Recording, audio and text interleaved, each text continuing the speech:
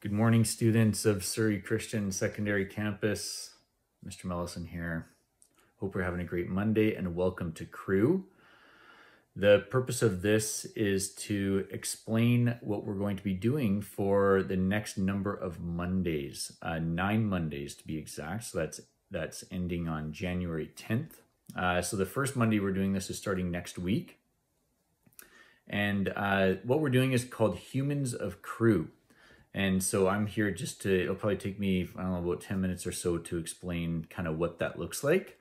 And then you'll sign up for some slots by the end of this crew, and then we'll be able to kind of launch next week on Monday, like I said, for the 9 Mondays.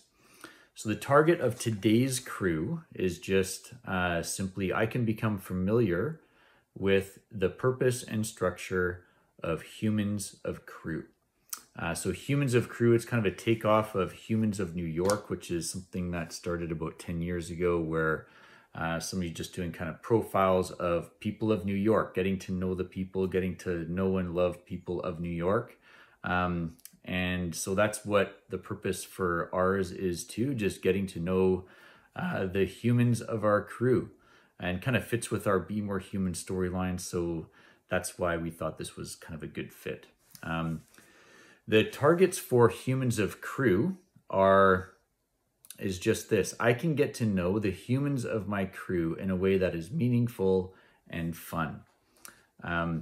So how this works is for each of the Mondays, there will be 2 people who you're going to sign up for kind of like slots. Like, so for example, next Monday, there were 2 people. Those people are going to be called the humans in charge.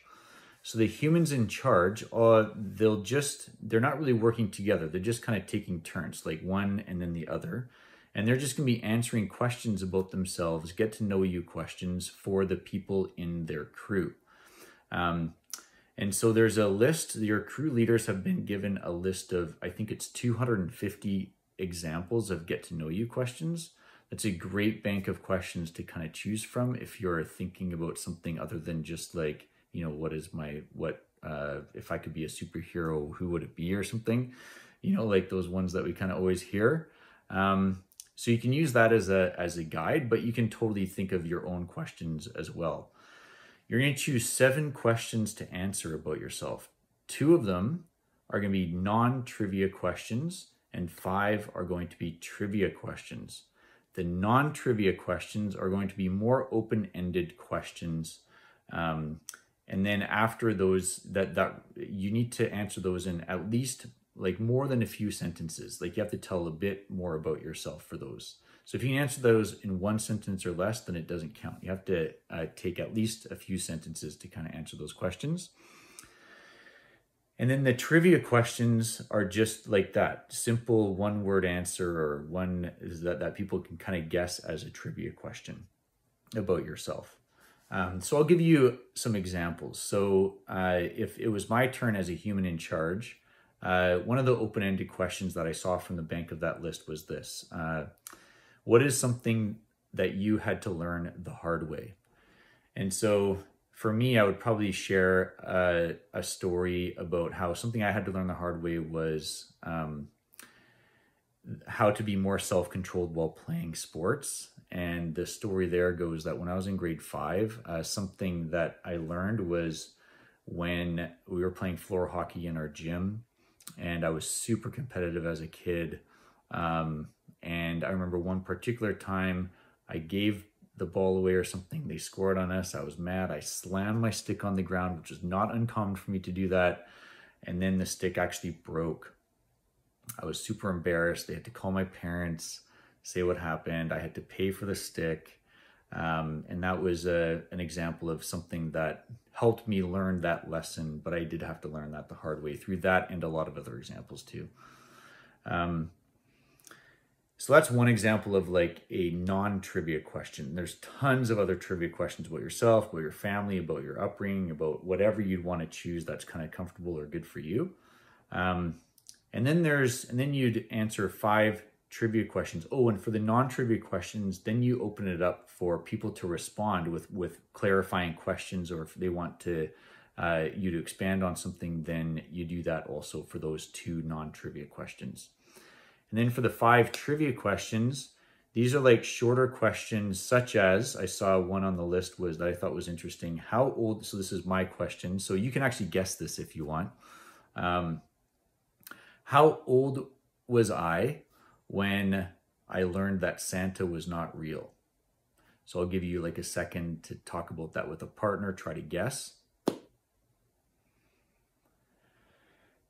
The answer there, actually, it was a bit of a trick question. I never believed that. I don't really know why I didn't. I think my parents just never really played along with that game or whatever, but I never ever thought that Santa was a thing. So sorry for those of you who still think that Santa might be real. Maybe I'm wrong. Maybe we're all wrong. Maybe Santa does give us presents on Christmas. You never know. So that's an example of a trivia question. But you can do simple ones like, how many siblings do I have, or what city was I born in? Or you can make them more complex multiple choice type questions. You could do whatever you want.